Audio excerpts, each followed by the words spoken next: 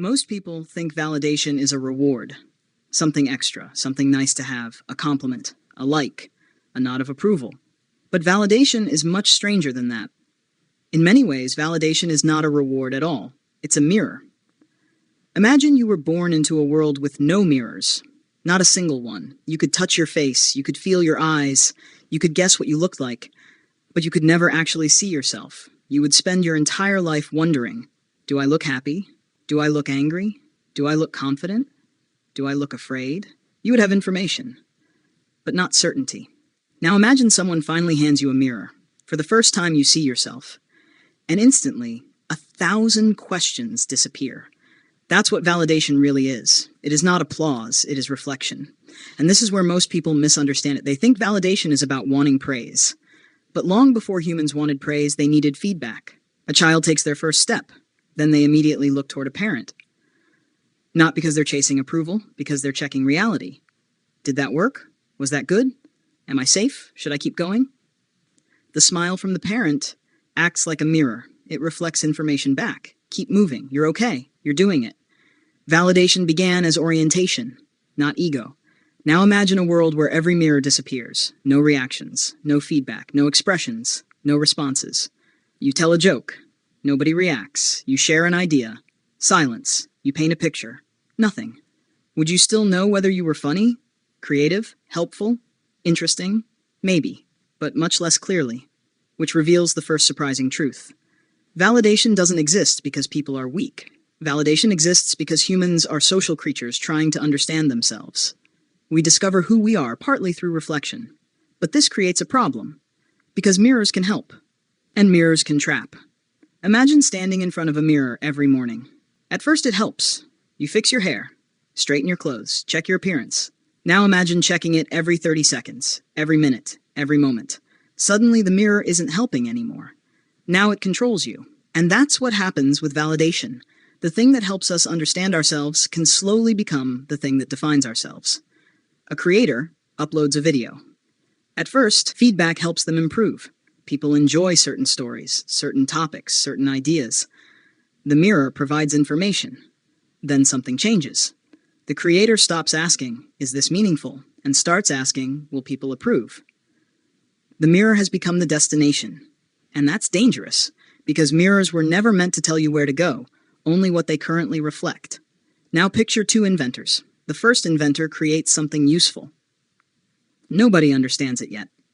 The mirror stays silent. The second inventor creates something ordinary. Everyone immediately applauds. The mirror lights up. Who should feel more confident? Most people instinctively choose the second inventor. But think carefully. The mirror only reflects what people currently see. It cannot always reflect what they have not yet understood. History is full of people whose mirrors failed them. Artists rejected during their lives. Scientists ignored for decades. Inventors dismissed before changing the world. The mirror wasn't evil. It was simply limited. And this leads to the second realization. Validation does not measure truth. It measures recognition. Those are not the same thing. Something can be true before it is recognized. Something can be valuable before it is appreciated. Something can matter before anyone notices. But humans often forget this, because mirrors feel convincing. If enough mirrors show the same reflection, it starts to feel like reality itself. Now imagine a room made entirely of mirrors. Every direction reflects your image back. At first it sounds wonderful. Unlimited validation, constant approval, endless attention.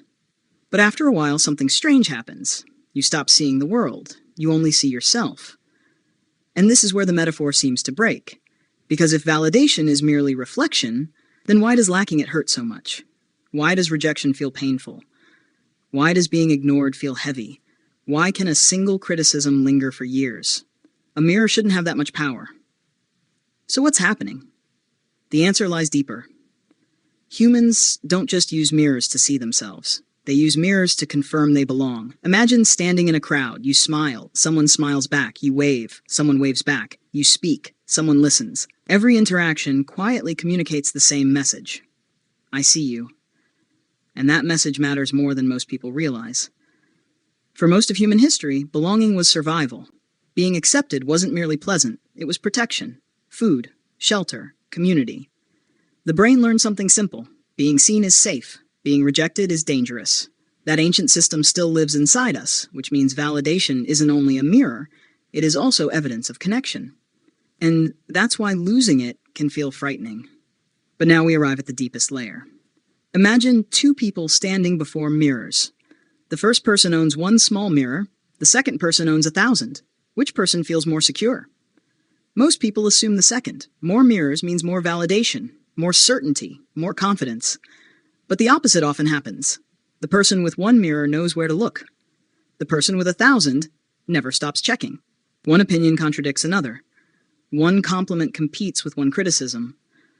One approval is replaced by a new need for approval. The search never ends.